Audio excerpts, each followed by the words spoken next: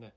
봉준호 감독의 이 아카데미 영화상 시상식을 보면서 아마 대한민국 사람들은 정말 가슴을 졸이고 또 극적인 감동을 뿌듯하게 느끼고 눈물까지 흘렸을 거라고 생각을 합니다. 그만큼 아카데미상에서 상을 받는 것이 우리 한국 영화 그리고 한국 국민들에게 어떤 뜻인지를 그 느낌으로 충분히 이제 알 수 있는 그런 현장이었다고 생각이 드는데요. 수많은 보도가 나오고 있습니다. 근데 사실 아카데미에서 상을 받겠느냐, 다른 많은 상들을 받겠지만, 보수적인 아카데미 상은 허락하지 않을 것이다. 이렇게 예측을 했고요. 심지어 전문가들 사이에서도 아카데미는 못 받을 것이다. 이렇게 예측을 많이 했습니다. 심지어 국제 장편 영화상조차도 힘들 것이라고 생각이 들었고요. 또, 그 영화상을 받는다 하더라도 감독상이나 각본상이나 작품상은 더더욱 힘들 것이다. 이렇게 예측을 합니다. 저 같은 경우에도 작품상까지는 힘들고 감독상이나 각본상 그리고 국제 장편 영화상 예전에 외국어 영화상이죠. 그 정도까지만 받을 수 있지 않겠느냐라고 생각을 했고요. 실제로 각본상 받았을 때 각본상 받았구나 그러면 더 이상 상은 없겠구나 이렇게 생각을 했던 측면도 있습니다. 감독상까지 받으니까 더욱더 작품상은 1917 같은 영미 코드의 그런 영화가 받고 감독상은 봉준호 감독 주는구나 이렇게 이제 생각을 했습니다. 근데 한편으로는 그럼 왜 이 아카데미 상에서 봉준호 감독에게 이런 작품상까지 주었을까라고 생각했을 때 좀 여러 가지 분석해 볼 필요성이 있다고 생각이 듭니다. 일단 국제 장편 영화상을 받는 것은 타의 추종을 보러 하는 그런 작품성을 가지고 있기 때문이죠. 그래서 알모도바르 감독의 페인 앤 글로리 같은 경우에는 물론 이제 거장의 작품이긴 하지만 너무 이제 감독 예술가 쪽에 치우쳐 있기 때문에 과연 아카데미에 이제 맞겠느냐 이런 생각이 좀 들었기 때문에 거장의 이름에 맞게 많이 언급은 됐지만 논외로 여길 수가 있는 그런 사안이었고요. 그리고 이제 작품상과 감독상, 각본상에서 이제 경쟁적으로 붙을 수 있었던 작품이 바로 1917이 되겠죠. 1917 같은 경우에는 시안 멘더스 감독의 명작이라고 할 수 있습니다. 원테이크 이제 방식 혹은 이제 롱테이크 방식으로 원샷으로 모든 작품을 이제 전편에 걸쳐서 찍게 만드는 것이기 때문에 시각적 효과가 굉장히 뛰어나다고 볼 수가 이제 있겠습니다. 그래서 마치 게임을 하듯이 미션을 수행하는 방식이어서 젊은 세대에게 많이 호응을 할 것이라고 이렇게 보여지는 건 작품이었는데요. 시각적 효과가 굉장히 뛰어남에도 불구하고 보고 나면 사실 작품상을 주기에는 좀 미흡한 점이 있고 강력한 메시지라기보다는 어떤 개인의 실존적인 문제를 가볍게 터치하고 간 그런 측면들이 더욱 강했었죠. 그런 점에서 좀 아쉬움이 있었는데 하지만 그럼에도 불구하고 영미의 어떤 문화 코드를 생각했을 때는 1917을 주지 않겠는가라는 생각을 많이 했었던 것입니다. 한편으로 생각했을 때 그러면 봉준호 감독의 이 기생충이 작품상을 받을 수 없는 것이 이런 결격 사유가 있느냐 전혀 그렇지 않고요. 다만 결격 사유가 있다 그러면 아시아 특히 한국 감독이었다는 점 이것이 하나의 결격 사유였다는 것이죠. 그래서 이 백인 중심의 로컬 영화제다라는 오명을 듣고 있는 아카데미의 결단이 필요했던 것이고요. 아카데미가 결단을 내렸다라고 생각이 듭니다. 그런데 그 결단에는 나름대로 이제 봉준호 감독의 프렌즈십이라고 하는 새로운 문화 전략이 있었기 때문에 전 가능했다라고 보겠습니다.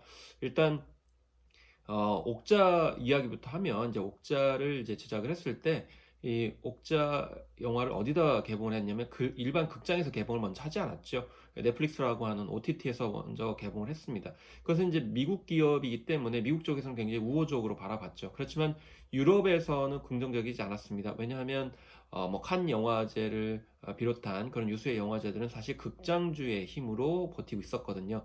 이 새로운 시대에 아날로그 방식의 극장 개봉과 디지털 시대의 새로운 OTT 그러니까 넷플릭스라고 하는 동영상 플랫폼의 개봉 이 두 개는 패러다임의 충돌이라고 볼 수가 있는 것이죠.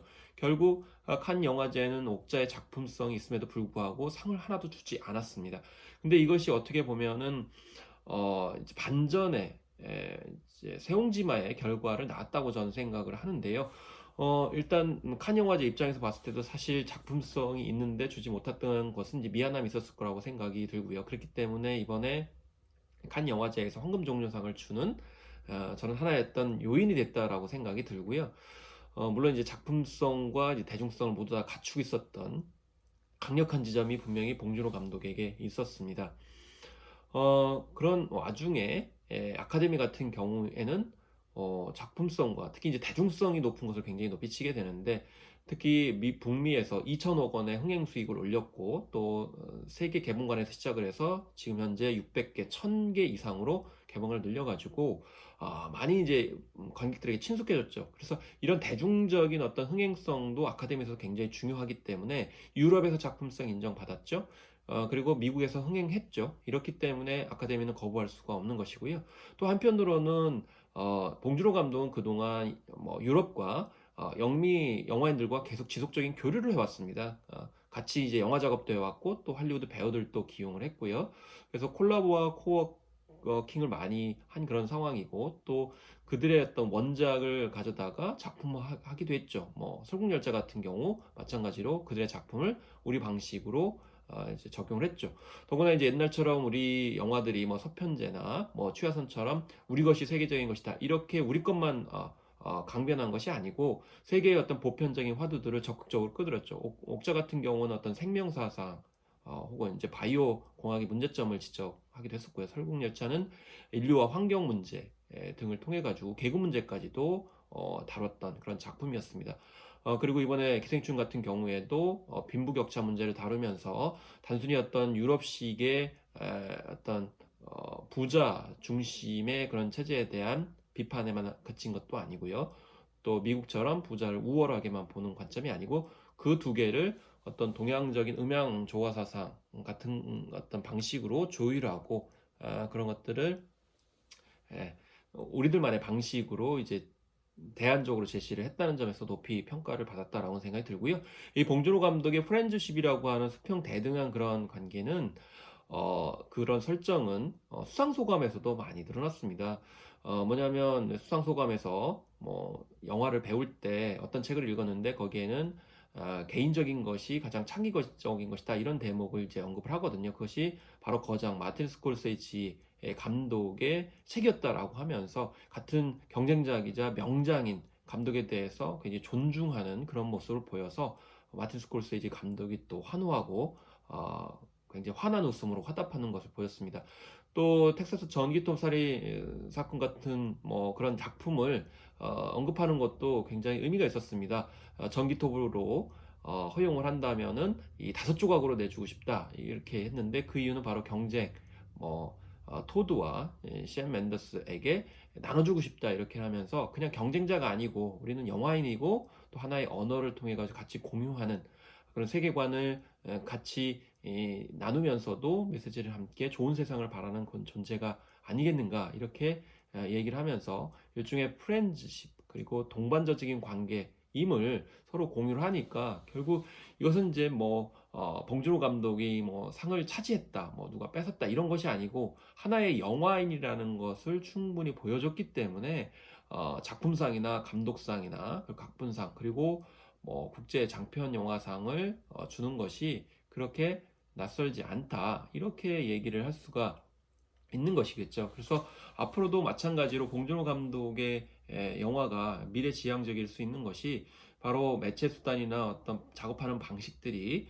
과거나 어떤 자기 안의 우물에만 있지 않고 함께 협력하고 공존하면서 공생을 모색하는 그런 방식이기 때문에 뭐 할리우드든 뭐 유럽이든 세계 연도가 제작하는 혹은 공조하는 작품들이 더욱 기대가 되고요. 그런 점 때문에 동시대를 호흡하는 그런 화두와 주제의식, 그리고 대중이 원하는 장르라고 하면 뭐 코믹물이든 그것이 이제 블랙 코미디든 아니면 스릴러든 액션물이든 아니면 저항적인 어떤 비극 코드든 간에 가리지 않고 적용을 하는 그런 실험 점심과 대중성 주제의식을 끊임없이 내포하는 봉준호 스타일의 봉태일식 작품이 계속 세계인들 그리고 세계 영화인들 그리고 미래 세대와도 같이 공존할 수 있을 것이라는 확신을 이번 아카데미상 사관왕을 통해서 알 수가 있었다, 이렇게 요약하고 싶습니다.